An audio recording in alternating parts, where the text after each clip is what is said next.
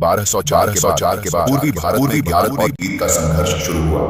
बख्तियार खिलजी की तुर्क अफगान फौज ने बिहार और बंगाल के बौद्ध केंद्रों पर हमला कर नालंदा और विक्रमशिला जैसे संस्थान तबाह कर दिए।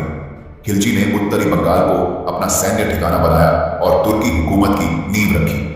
राजा लक्ष्मण सेन, जो उस समय बंगाल के राजा थे, बंगाल छोड़कर पूर्व की ओर चले गए और उनका राज्य खिलजी के अधीन हो गया। अब खिलजी की नजर पूर्व के पहाड़ी इलाकों जैसे भूटान और कामरूप पर थी, जहां से तिब्बत और दक्षिण पूर्व एशिया का कारोबार चलता था। नालंदा की लूट से उसका घमंड और बढ़ा। वह खुद को नया सल्तनत बनाने वाला समझने लगा। 1205 से 1206 के बीच उसने उत्तर पूर्व अभियान की तैयारी शुरू की। सलाहकारों ने चेताया कि कामरूप का राजा पृथु बलवान और रणनीतिक है, पर खिलजी ने घमंड में कहा, जिसने बिहार और बंगाल लिया वह किसी एक राजा से क्यों डरे। यही घमंड उसके विनाश का कारण बना। बंगाल से उसने फौज को 4 हिस्सों में बांटा और हुक्म दिया कि वे सिलीगुड़ी के मैदान तक पहुंचे, जहां से भूटान और कामरूप की घाटियां शुरू होती हैं। यही उसकी सबसे बड़ी और तबाही लाने वाली यात्रा साबित हुई। 1206 की शुरुआत में उसकी फौजें असम की तरफ बढ़ी। मकसद था तिब्बत पहुंचना, पर रास्ते में कामरूप की सीमाएं थीं, जहां राजा पृथु का मजबूत राज विदेशी झंडे को कभी मंजूर नहीं करता था। खिलजी का इरादा था बौद्ध संस्थानों का खजाना और कारोबार के रास्तों पर कंट्रोल पाना, और इसी लालच के साथ उसने 30,000 सिपाहियों का दल तैयार किया, जिसमें 12,000 घोड़े और 18,000 पैदल सिपाही थे। फौज की तैयारी के साथ साथ जमीन की सूचनाओं का इकट्ठा करना भी जारी था। जासूस भूटान और कामरूप के रास्तों की जांच कर रहे थे। कुछ सूत्रों के मुताबिक इनमें से कुछ जासूस राजा पृथु की सीमा तक पहुंच गए थे, जहां से लौटकर उन्होंने बताया कि कामरूप के लोग विदेशियों के प्रति चौकस और अपने राजा के प्रति वफादार हैं। यह रिपोर्ट खिलजी के लिए चेतावनी थी, पर उसने इसे कमजोरी समझ लिया। उसकी योजना यह थी कि पहले कामरूप के राजा को दोस्ती का प्रस्ताव भेजा जाए। अगर वह मंजूर करे तो तिब्बत की चढ़ाई मिलकर की जाए, और अगर मना करे तो फौजी कार्रवाई शुरू की जाए।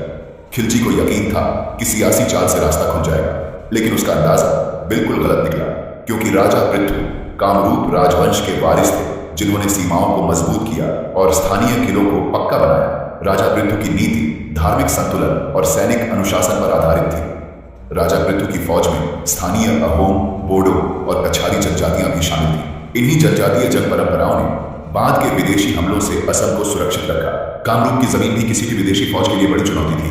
उत्तर में भूटान की पहाड़ियां, दक्षिण में कछारी इलाके, पूरब में नदियों की कतार और पश्चिम में सिलीगुड़ी के मैदान, हर तरफ घने जंगल और कीचड़ भरी घाटियां। बरसात के मौसम में ये घाटियां नदियों में बदल जाती और आम फौज उनसे पार नहीं जा सकती थी।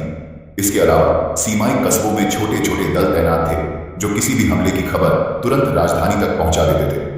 जब खिलजी की फौज के आने की खबरें पहुंची, राजा पृथु ने दरबार में रक्षा सभा बुलाई। उनका मानना था कि जो विदेशी नालंदा को जला चुका है, वह न धर्म से रुकेगा न राजनीति से, इसलिए प्रतिकार ही एकमात्र उपाय है।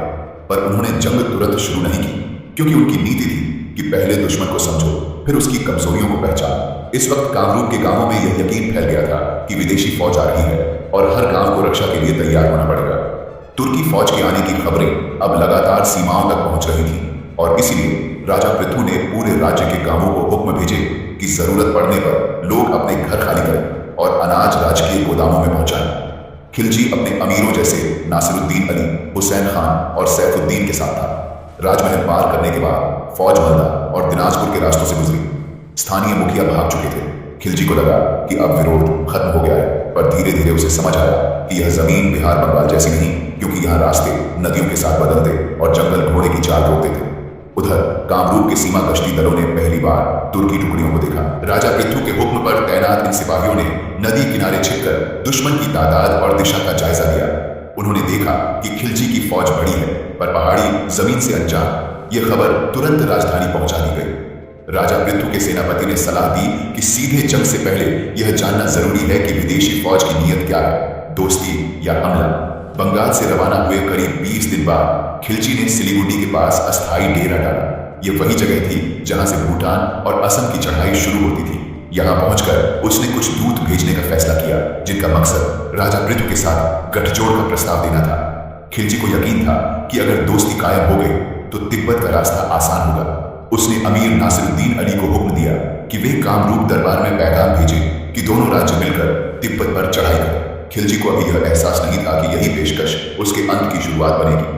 इन दूतों को कीमती तोहफे और दोस्ती का पैगाम दिया गया था, और पैगाम में लिखा था कि खिलजी तिब्बत पर चढ़ाई करना चाहता है और रास्ते में आने वाले किसी भी राज्य से दुश्मनी नहीं रखता। अगर कामरूप साथ दे तो दोनों मिलकर दक्षिण तिब्बत के कारोबार केंद्रों को जीत सकते हैं और फायदा बांट सकते हैं। जब दूत कामरूप की हद पर पहुंचे तो उन्हें राजा पृथु के जासूस दस्तों ने देख लिया। वहां राजा पृथु के मंत्री ने उनका संदेश सुना। राजा पृथु ने दूतों को इज्जत के साथ सुना और मंत्री परिषद से सलाह की। दरबार में ज्यादातर राय थी कि खिलजी की दोस्ती एक छल है। जिसने नालंदा को जलाया और भिक्षुओं का कत्ल किया वह किसी का साथी नहीं हो सकता। फिर भी राजा पृथु ने सीधा मना करने के बजाय एक सियासी जवाब चुना।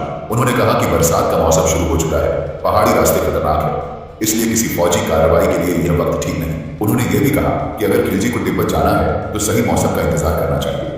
यह जवाब जितना नरम था उतना ही चालाकी भरा भी, क्योंकि राजा पृथु ने वक्त खरीदा ताकि सीमाओं की हिफाजत और मजबूत की जा सके।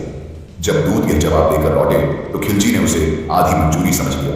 उसका घमंड उसे हकीकत देखने नहीं दे रहा था। उसने अमीरों से कहा कि कामरूप जंग नहीं चाहता और आगे चलकर गठजोड़ मंजूर कर सकता है।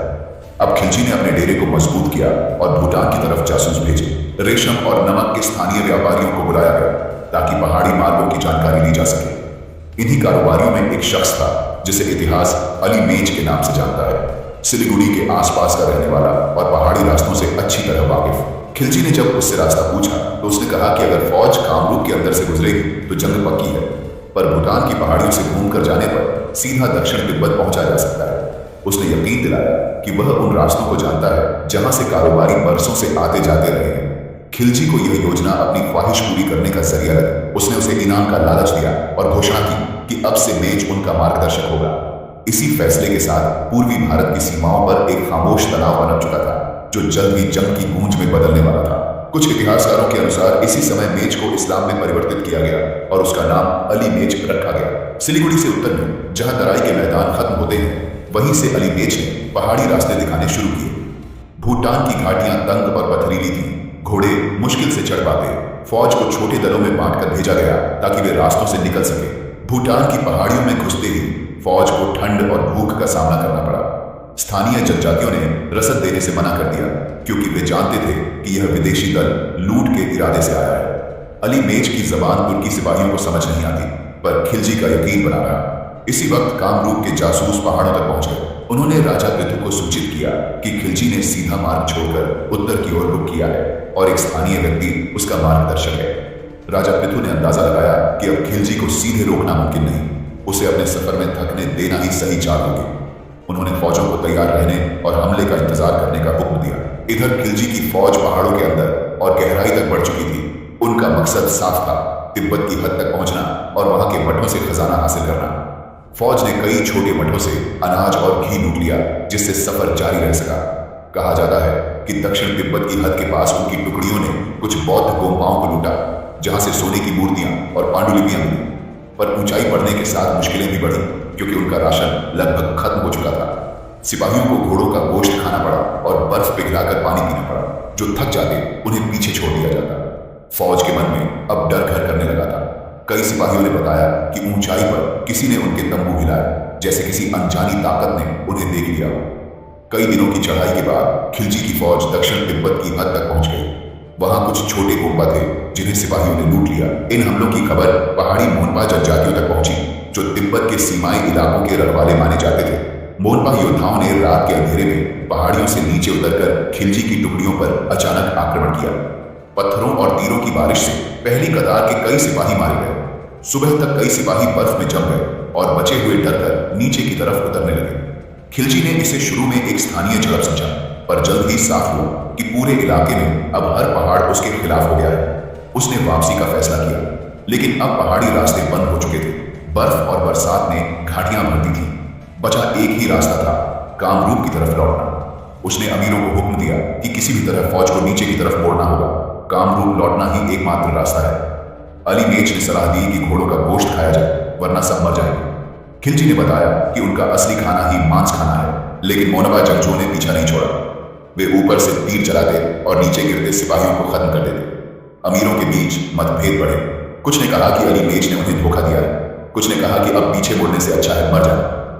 खिलजी ने बचे हुए घुड़सवारों को इकट्ठा कर हुक्म दिया कि किसी भी हालत में नीचे उतरना होगा। 4 हफ्तों में फौज ने दक्षिण तिब्बत के दर्रों से नीचे उतरना शुरू किया। अब उनका मकसद तिब्बत नहीं सिर्फ जिंदा रहना था, लेकिन यही उसका सबसे बड़ा गलत फैसला साबित हुआ, क्योंकि राजा पृथु पहले ही इस रास्ते के बारे में जान चुके थे और उन्होंने अपनी फौजें तैयार रखी थी। थकी हारी खिलजी की फौज अब भूटान की घाटियों से नीचे उतर रही थी। भूटान की ढलानों से उतरते वक्त सिपाही पूरी तरह टूट चुके थे। खिलजी को वहम था कि काम